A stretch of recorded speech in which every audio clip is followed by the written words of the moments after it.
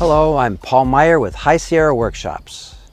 In episode 2, I explained how the aperture is the mechanism inside the camera, also called the diaphragm, that allows you to change the amount of light entering the camera through the lens by changing the size of the opening.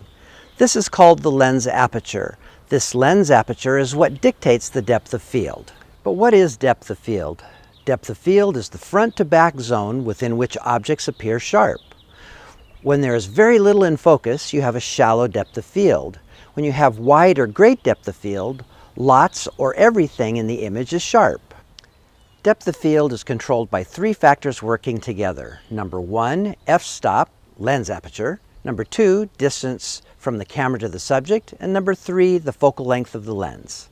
Let's take a look at the first one, f-stop number, and see its direct connection to depth of field. A small aperture, which is a big f-stop, such as f22, has a small opening letting in less light, resulting in greater depth of field. A large aperture, which is a small f number, such as f2.8, has a large opening letting in more light and has a narrow or shallow depth of field with only a small zone of front to back that is in focus. In the next 2 episodes, we'll take a look at how the focal length of the lens can affect the depth of field, and then how the camera and subject distance affects the depth of field. Both of these are very important as they each independently affect depth of field, but can combine to further impact depth of field to a great extent. Thanks for joining us, and we'll see you on the next episode of HSW.tv.